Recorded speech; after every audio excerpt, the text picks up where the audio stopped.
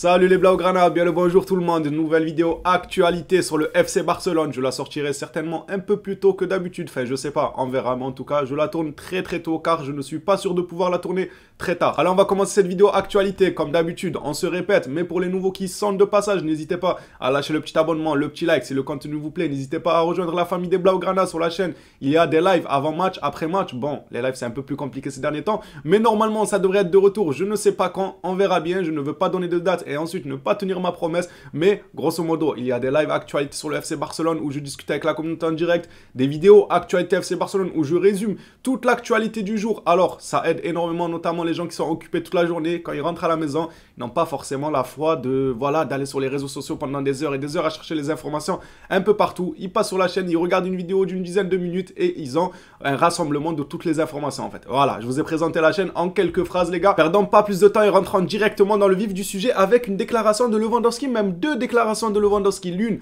sur le trophée du Barça, le premier trophée de Lewandowski au Barça, et l'autre sur Xavi. Lewandowski nous dit, après avoir gagné la Supercoupe, je dois dire que cela m'a fait du bien. En effet, ça m'a fait du bien de me dire que je suis ici à Barcelone et que j'ai gagné un trophée avec le club. Maintenant, nous pouvons penser au prochain titre. C'est sûr que ça doit soulager. En vrai de vrai, ça peut paraître comme étant rien, mais ça enlève une pression. Et là, tu arrives dans un nouveau club. Alors, son arrivée avait fait du bruit car le Bayern ne voulait pas le lâcher. Le Barça a dû forcer un peu. Il arrive au Barça, il remporte après quelques mois seulement le premier trophée avec le FC Barcelone. Ça doit, mine de rien, soulager. Et dans son deuxième communiqué, il nous parle tout simplement de Xavi, son entraîneur. Lewandowski nous dit Xavi en tant qu'entraîneur. Dès la première minute, vous pouvez voir qu'il était un joueur incroyable. Et en tant qu'entraîneur maintenant, il a toujours ce sentiment que ce qu'il fait est correct, ce qu'il fait ou ce qu'il veut nous dire est correct. Il aurait pu dire incroyable, non, parce que quand il parle du joueur, il dit que c'était un joueur incroyable. Mais quand il parle de ce que Xavi dit et ce que Xavi fait, c'est correct. C'est moi qui cherche la petite bête ou il aurait pu employer d'autres termes. Pourquoi il emploie le terme incroyable? Parce que Xavi était incroyable en tant que joueur, ça c'est certain. Mais quand Xavi dicte les choses, qu'il veut expliquer quelque chose, il est correct seulement. Il n'est pas incroyable, Lewandowski, dis-nous. Lâche-toi comme Laporta hier durant son interview et dis-nous tout ce qu'il faut. Non, en réalité, c'est un terme assez bon, correct, c'est correct. Ça fait plaisir. En plus de ça, il y a une vidéo de Xavi qui tourne, je ne sais pas si vous avez eu l'occasion de la voir ou pas. Xavi a une manière à lui de motiver le groupe en leur accordant des bonus. Ouais, si vous marquez avant la 30e minute, vous aurez ça, je vous paye le restaurant. Oui, c'est vrai. Xavi, il leur dit, si vous marquez avant la 30e minute, c'est moi qui paye le restaurant, etc. Bah, il y en a, ils diraient, c'est rien, ils sont milliardaires, ils peuvent se payer autant de restaurants. Mais c'est le geste, les gars. C'est Xavi qui t'invite au restaurant. C'est le geste. Là, ça n'a rien à voir avec avoir de l'argent ou ne pas avoir de l'argent. C'est le geste. Ton coach t'invite au restaurant le soir même car tu as réussi le défi qui t'a imposé. Voilà, c'est des petits défis, moi, que je trouve sympathiques. Le FC Barcelone compte bel et bien pour le début de la saison prochaine retourner aux USA. Misère de misère. Les matchs à 4-5 heures du matin seront de retour. Non, j'ai pas envie. Le Barça devrait faire une nouvelle tournée aux US cet été. Un classico, il serait joué. Donc, c'est comme le début de cette saison. Là, on avait suivi ça ensemble. On faisait encore les lives commentaires où je commentais les matchs du FC Barcelone. Le Barça était parti jouer aux USA. C'était une misère. Des matchs à 6 heures du matin, 4 heures du matin, 2 heures du matin. Les chaînes, n'en parlons même pas. Un coup, c'était sur cette chaîne. Un coup, sur cette chaîne. Faut aller sur une chaîne espagnole. Faut aller sur une chaîne allemande. C'était catastrophique. J'espère que la saison prochaine, ça va être mieux géré.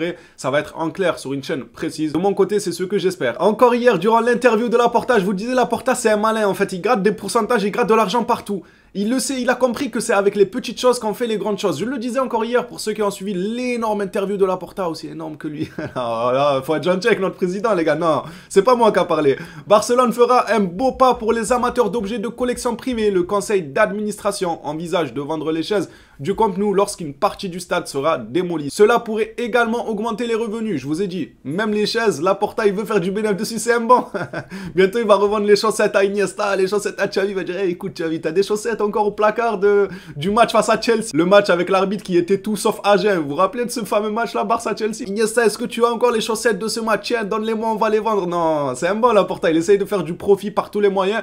Moi, personnellement, je valide. Alors, il y en a pour qui ça pourrait paraître drôle. Oui, ça peut être drôle sans être méchant non plus. Mais il y en a qui vont peut-être se moquer et tout. Moi, personnellement, je suis pour. Tant que tu as quelque chose à vendre, il faut vendre. Il faut pas dire, ouais, c'est petit, non, c'est pas assez de bénéfice. Non, c'est avec les petites choses qu'on fait les grandes choses. Je crois que directement, il y a une grande chose qui va te tomber dessus du ciel. Ça marche pas comme ça. Étape par étape, petite chose par petite chose pour engendrer une grande chose. Et là, Laporta, il a super bien compris. Comme il fait avec les pizzas. Petit à petit, pizza après pizza. Et après, ça gonfle le ventre. Et après, il faut renouveler le stock de chemises à la maison parce que la taille ancienne ne lui va plus. D'ailleurs, s'il pouvait revendre les chemises qui lui vont plus là, quand il mettait du XS et tout. Bon, on va arrêter. On va arrêter les gars, parce qu'après, il y en a, ils vont me dire je suis méchant. Les gars, je vous promets, c'est du second degré. Moi, je l'aime bien, Laporta, c'est notre président, les gars. C'est juste que j'aime bien rigoler. On a du second degré, faut pas prendre ça méchamment. Parce que toujours, à chaque fois qu'il y a des blagues comme ça, il y en a quelques-uns qui me disent non, mais c'est méchant. C'est bon, les gars, laissez-nous respirer. C'est pas non plus hyper méchant. En réalité, c'est pas si méchant que ça. Je suis sûr que même lui, il en rigolerait. Quoi, Laporta? Tu veux me vendre moi aussi pour faire du profit? Non, c'est bon, t'en rigoles pas. Apparemment, ça lui fait pas rire. Vous avez raison, les aigris, là. Ceux qui veulent pas qu'on fait des blagues de mauvais coups comme ça, vous avez raison. Laporta, il a menacé de me vendre, les gars. Il m'a dit, toi aussi, je vais faire du profit, je vais te vendre comme je vais vendre les chaises du Camp Nou.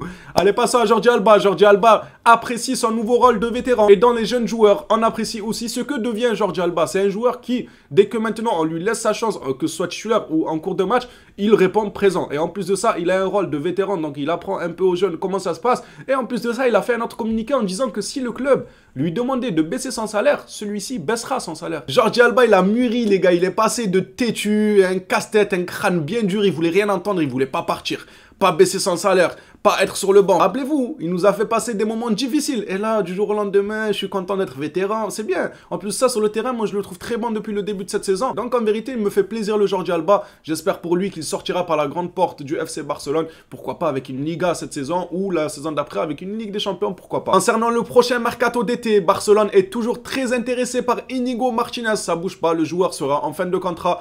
Pour moi, il a déjà la trentaine, les gars. Ça ne me fait pas extrêmement rêver, mais sachant qu'on a déjà une bonne défense, à choisir entre Íñigo en défense centrale quand il a un blessé, par exemple, si Christensen ou bien Araujo se blesse, je préfère Íñigo que Marcos Alonso en défense centrale. Vous comprenez, ce n'est pas non plus le grand luxe, mais franchement, en fin de contrat, ça se prend. Histoire d'avoir un banc bien fourni et que quand il y a des blessés, on a quand même des joueurs sur qui on peut compter. Enfin, j'espère, hein. J'espère qu'il va pas venir et nous faire une Clément Lenglet, même si lui, il se gérait à ses débuts, mais vous avez compris, il a mal fini. Et concernant le mercato passé, encore un défenseur, Christensen. Le Barça considère Christensen comme la signature parfaite et est très satisfait de lui sur et en dehors du terrain. Il y avait déjà un communiqué similaire il y a déjà quelques semaines de ça. Il s'intègre parfaitement dans le système de Xavi, c'est vrai ça. Je vous ai dit, le Barça, ça lui va comme un gant. En fait, il est arrivé chez lui. Vraiment, ça lui va comme un gant, le FC Barcelone, en tout cas pour l'instant. Et a gagné le respect du vestiaire grâce à un travail constant et un grand professionnalisme. C'est vrai, il ne parle jamais en fait. En fait, lui, il parle pas, il est dans l'efficacité. Il est là dans son coin, quoi, coach. Il y a un match ce soir, ok, je suis chaud. Et il terrasse tout le monde et il rentre chez lui tranquille, il pose pas de problème. Il est pas là à faire des clans dans les vestiaires ou à crier ou à parler, je ne sais quoi. Faire du bruit pour pas grand chose. Lui, le bruit, il le fait sur le terrain. Et franchement, faut saluer ce genre de joueurs qui ne parlent pas forcément. On a souvent, enfin du moins l'être humain en général, a souvent tendance à donner plus d'importance à ceux qui parlent beaucoup. Par exemple, si quelqu'un va venir crier devant la caméra et tout, les gens, ah, Zlatan, oh, la déclaration de Zlatan, vous comprenez, mais quand quelqu'un ne parle pas, qu'il est efficace, on l'oublie. Il tombe aux oublis alors qu'il fait un travail monstrueux. Alors, on ne dit pas que Zlatan ne faisait pas un travail monstrueux, excellent joueur, mais c'est pour dire un peu, vous m'avez compris, ceux qui parlent beaucoup, qui sont extravertis, qui n'hésitent pas, des fois même, faire des trucs gênants devant les caméras, etc., bah, les gens sont attirés par ce genre de comportement, et quand c'est quelqu'un qui travaille dans l'ombre, souvent, on l'oublie dans l'ombre. Il ne faut pas, il faut quand même remercier son travail. Et concernant le match jeudi prochain contre United, Erik ten Hag, le coach d'United, a déclaré qu'Anthony, Martial et McTominay manqueraient probablement le match contre Barcelone jeudi. Et pour terminer cette vidéo actualité, on termine avec Ousmane Dembélé. La récupération de Dembélé est en très bonne voie et la semaine prochaine, il s'entraînera sur l'herbe. Comment ça, il s'entraînera sur l'herbe? Ils ont cru que c'était un lapin, Dembélé.